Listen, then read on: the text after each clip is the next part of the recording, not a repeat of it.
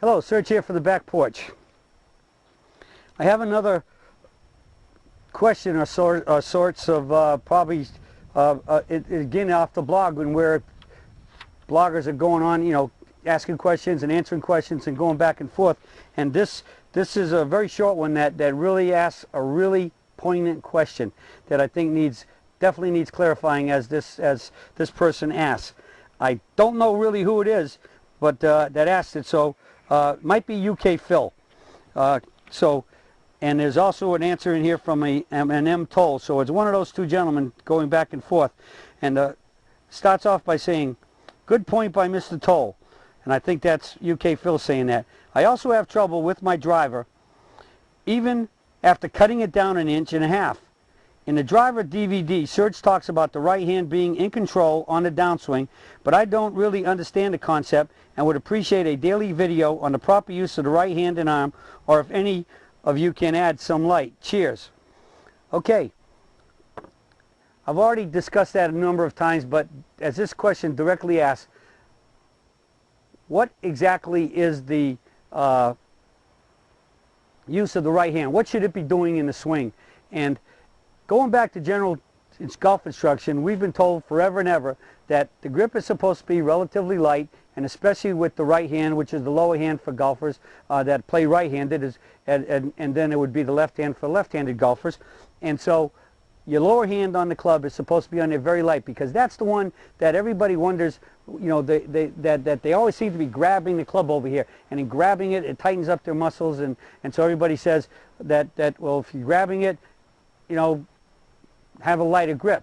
Well, in the first place, that's the reason why you're grabbing it, because it wasn't held on, you weren't holding on firm enough to begin with. It's the exact opposite.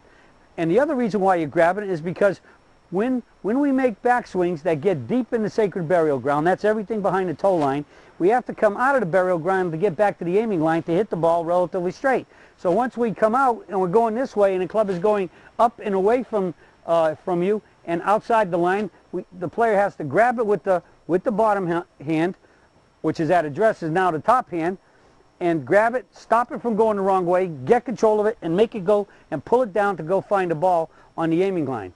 And in the biomechanical study that we did, the effect of a shortening of the full golf backswing on club head velocity of ball impact, it was determined that the reason why the club slows down is because when you grab it and you tighten up and you have to stop it from one direction and redirect it and find that aiming line, everything slows down with your hands.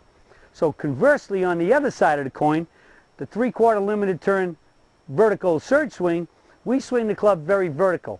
And I've always said that we start the grip off with a fairly firm grip on a say a handshake meter of 1 to 5, 1 being like a dead fish and 5 being squeezing it till till it hurts.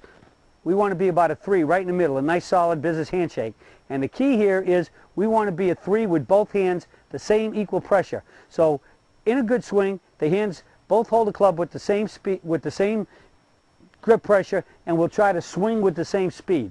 Okay, so the same, like pulling a church bell. You put them both up on, both hands on, and you pull down with the same speed and the same force and the same grip pressure. And when the church bell pulls you back up, it pulls you up with the same speed, and you maintain the same grip pressure. So that's the two keys: same grip pressure, same speed. But here's the key. I believe the right hand is a very active player in a golf ball, in hitting a golf ball. I've read and I've heard numerous times that Sam Snead once said he wished he had 2 right hands. And naturally, as we all know, Sam Snead played golf right-handed. And what's he saying? What am I saying? It's just that when you want to swing vertical, and Sam Snead had a big turn, but he was a vertical swinger. He had his hands way up here in the backswing, and he finished way up over his shoulder in the forward swing. He just turned a little bit more and than most, but he was extraordinarily supple and flexible. And we knew that one of his bugaboos for hitting a golf ball was hitting a lot of big pulls and hooks. All right, so he had to try to have an anti-hook swing a lot of times. And so, but the key I believe in is that when I grip the club, when I get my grip and I'm squeezing my fingers upward, those I activate and firm up my hand all the way up to just below my elbow. And when I'm holding that club in my hand with that, especially with the right hand, when I start my turn, a little bit of turn and lift into the catcher's mitt, once the forward arm gets over the toe line, there's no more turn, and after that it's all lift. But because the club is in motion and bodies in motion, stay in motion in direction they were put in motion, which would be right here, and the club is rotating, it's going to want to keep going.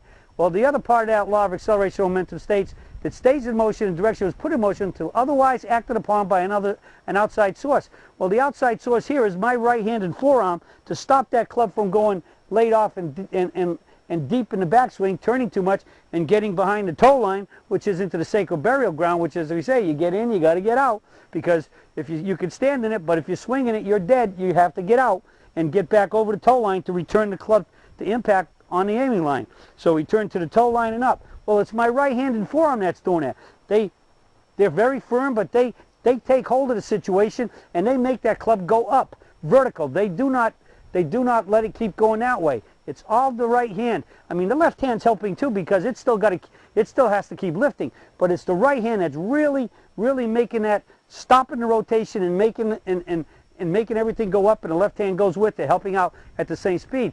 Conversely, as I swing down and hit the ball at impact, as was stated in a previous letter question a couple days ago, the club is going much faster on this forward side, and it's rotating over to square the impact and then toe up in the forward mitt. And so, because of all that extra speed, it'll keep going that way a lot faster, a lot easier, and a lot more out of control if you let it. So again, that right hand and that right forearm, right about when it reaches that toe up, the object is, the right hand is the so to speak, I feel, the major player, but the left hand is really working with it too in the same tandem, because why? Same speed, same grip pressure, and I force it to go up. So it hits that toe up and it makes it go up right up over the shoulder. So a correct swing into the forward catcher's mitt is straight up. It's not coming deep and pulling back into the air. It's coming straight.